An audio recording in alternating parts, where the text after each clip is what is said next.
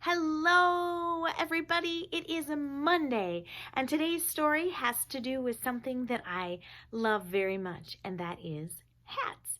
Now, not many people wear hats anymore.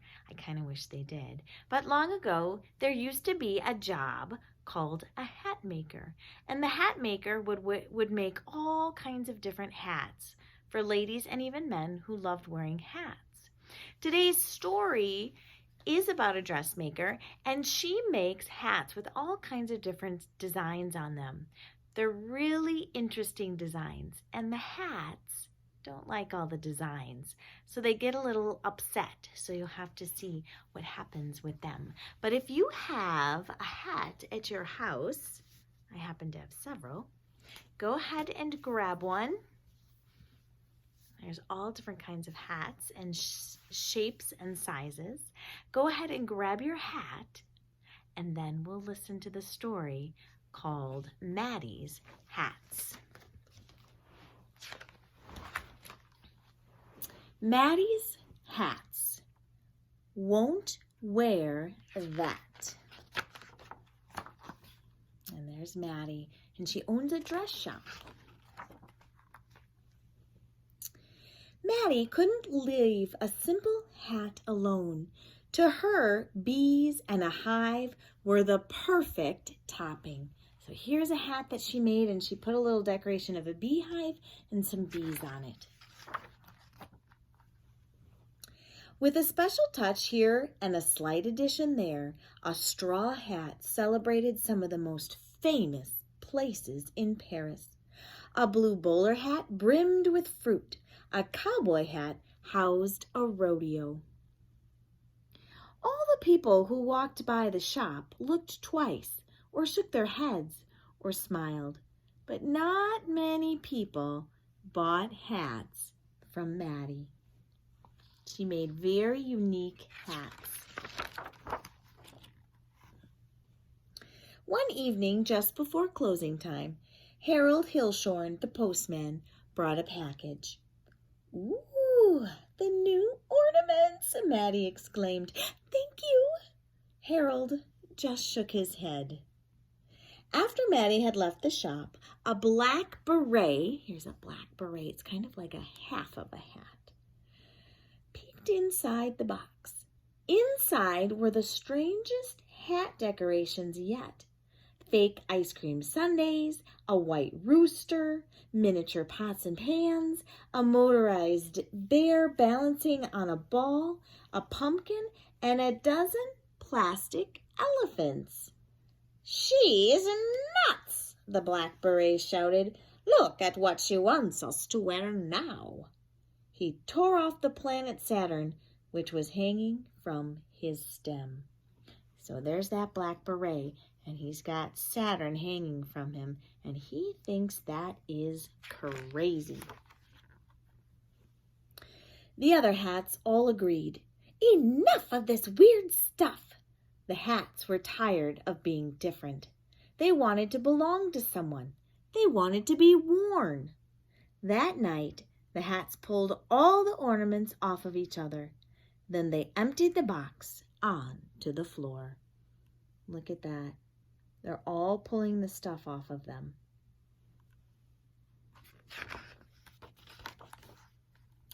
When Mattie came in the next morning, she thought that a burglar had been there, but nothing was gone. It was all on the floor, and Mattie was mad. She had worked hard to make her hats. She wouldn't let vandals get the best of her. A vandal is someone who breaks into your house and breaks things. And in this case, they broke into her shop, she thought. But really, we know who it was. It was the hats, wasn't it? The black beret gave a little sigh as Mattie reattached the planet Saturn to his stem. So here's her face, and she looks what? Very upset. Yes, very mad, because she thinks someone broke into her shop and wrecked all of her hats that she had worked so hard on.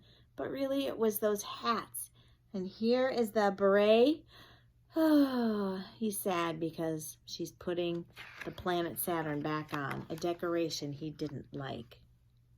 That night, after the shop had closed, the hats yanked all the ornaments off again, and this time they left a message.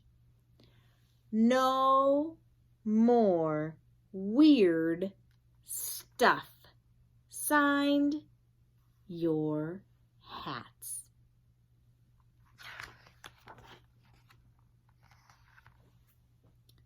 Mattie thought the vandals had been back until she saw the message. So the hats threw their stuff on the floor again. Then her shoulders slumped. No one liked her hats? Well, not even the hats. She cleaned up the store without saying a word and closed early. Oh, what is she now? She's sad that not even the hats liked her decorations. Soon after, Eva Thistle walked by with her poodle, Clarence. They stopped by the window for a good laugh. But wait, where was the hat with the big pink pom-poms? They left, disappointed. When Harold delivered the mail, he didn't shine his usual big smile at the hats. He especially missed the hat with the fish that reminded him of his vacation. "Tisk, tisk," said Prudence Underhill. "Without all the red hats, that hat is just dull." So now the people are missing the hats. After a few days, the hats began to feel lonely. It seemed as if people who walked by looked sadder and sadder. The hats began to droop too. One night, the Black Beret complained, "Now it is worse. Before, no one bought us, and now no one even smiles at us." And there they are, all sad because they have nothing fun to look at in the window. Finally, Harold arrived with the mail one day, and he blurted out, "Mattie, I miss that hat with the fish that used to be in the window. If you could make another, I would buy it." Mattie just sighed. Oh. Later, Eva Thistle said, "Mattie, I wish I could surprise Clarence with the hat with the pink pom-poms for his birthday." Mattie shook her head, but smiled a little. Then Prudence Underhill came by. "Mattie," she said, "I want a great big hat with red hearts all over it." "Oh, I'll see what I can do," was all Mattie would say.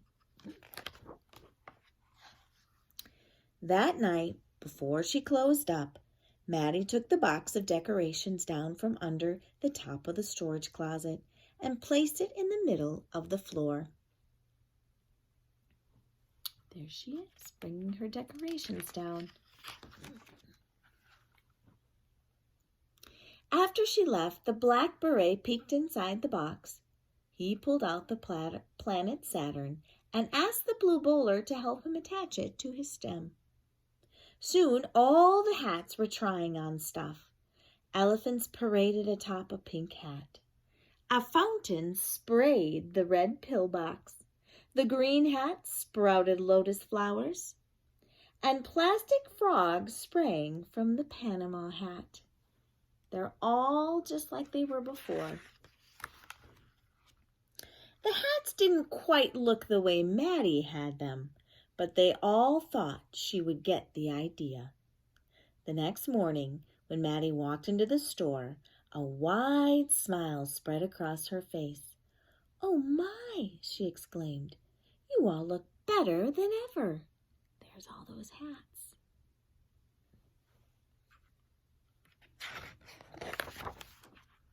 From then on, Mattie always let the hats help pick out their ornaments. When the hats passed each other on the street, they gave each other a wink, and the Black Beret was happiest of all. Look who's wearing the black beret. Mattie. The end. And there are all those hats. So in the beginning, Mattie made them how she thought they should look. And they didn't like the laughs from the other people that would walk by. But what they didn't realize is that people loved the way they looked, and they got a little giggle, and they enjoyed going by and seeing the great creations. And then when they took off all of their decorations, nobody came by anymore. There wasn't much to see. And what they realized was they were fine the way they were, just like you are. Mattie helped create them again, and she put their decorations back on, and they were pretty excited.